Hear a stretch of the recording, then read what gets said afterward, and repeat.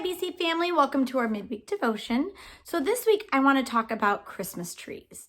So pine, spruce, and fir are all evergreen trees.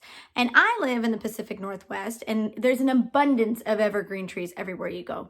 And one thing that I never really realized is how much of a symbol of hope an evergreen tree really is.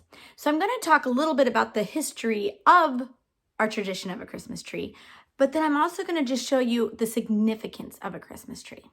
So in ancient times, Egyptians and Romans used to go out and cut down branches of an evergreen tree, and they brought them into their homes in winter as a symbol that life continues even when everything is dying. And I thought, wow, that's super significant.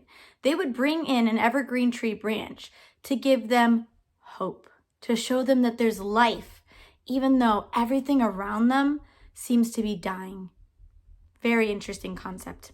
You fast forward to the 16th century Germany, where they suddenly decided to combine two traditions into one. First, they took what they call a paradise tree, and it was an evergreen tree.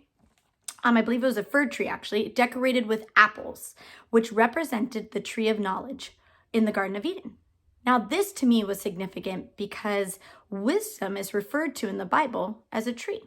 In Proverbs 3:15 through 18, it talks about wisdom. It says, "Skillful and godly wisdom are more precious than rubies, and nothing you can wish for is compared to her.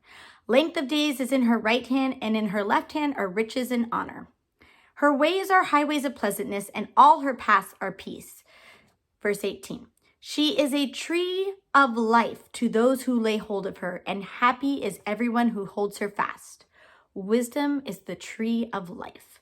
Now keep this verse in mind because at the end, I'm going to circle back around to this part.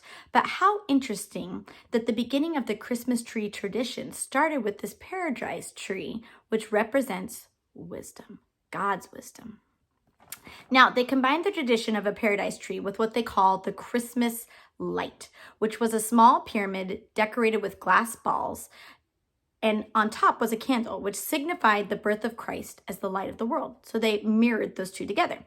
You fast forward again into 1846, and you get a portrait that was painted of Queen Victoria and her family standing in front of a Christmas tree, an evergreen tree that was decorated with glass balls, tinsel, and candles. And since Queen Victoria at that time was incredibly popular, it became the trend, and people all over the world started having their Christmas trees.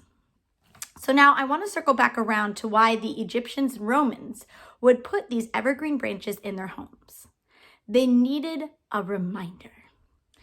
They needed a reminder that despite what they were going through, what they were seeing, what they were feeling, what season they were in, that there was still life, that there was still hope.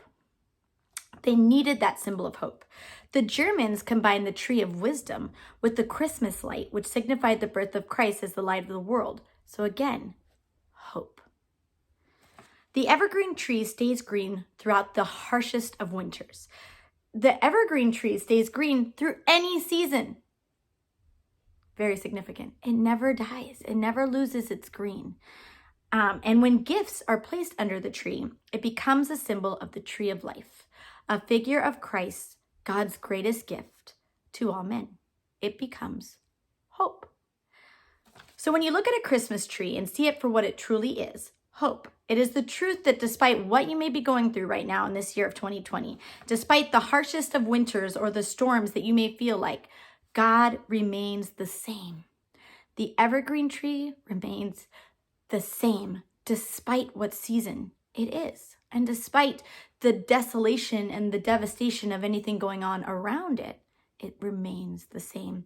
God is a faithful, loving God who has a plan and a purpose for you. That's what the Christmas tree signifies, that hope, that faithfulness, that no matter what, God is there in the midst of your situation. Jeremiah 29:11, "For I know the thoughts and plans that I have for you, says the Lord, thoughts and plans for welfare and peace, and not for evil, to give you hope in your final outcome." That is always God's plan for you. And despite whatever season you may be going through, if it feels like the harshest of winters where everything around you is dying, look at that evergreen tree. Look at it for what it is. It is hope. Hope is the confident expectation that despite it all, something good is going to happen to you. That's God's hope. Now, remember, I said we would circle back around again to wisdom. The Christmas tree is also part of that paradise tree, the symbol of the tree of knowledge. And in Proverbs 3:18, it said, "She is a tree of life to those who lay hold of her, and happy is everyone who holds her fast." I want you to notice how this verse says, she is a tree of life to those who lay hold of her. You have to lay hold of wisdom. This is an action. The Christmas tree is a symbol of God's wisdom and hope, but we have to lay a hold of it. We have to take it and grasp it, right? We have to take that hope. We have to lay hold of God's wisdom. So wherever you are right now, no matter what desolation and devastation this year has brought to you, choose. That's your action. That's the laying hold of. It's that choice. Choose to hope. Choose God and see his light in every Christmas tree you see. Isaiah 40:31 says, "But they who wait for the Lord shall renew their strength. They shall mount up with wings like eagles. They shall run and not be weary. They shall walk and not faint." So wait for him. During this winter season, renew your strength in him. Find your hope in him. Just like the ancient Egyptians, or in ancient Egypt, Egyptians and Romans would bring in that evergreen tree. And we're bringing in Christmas trees into our home. They did it to remind themselves that there was still life. So remind yourself this Christmas season and this year that no matter what, there is still life and there is still hope, and God's plan has never changed for you. Have a great week.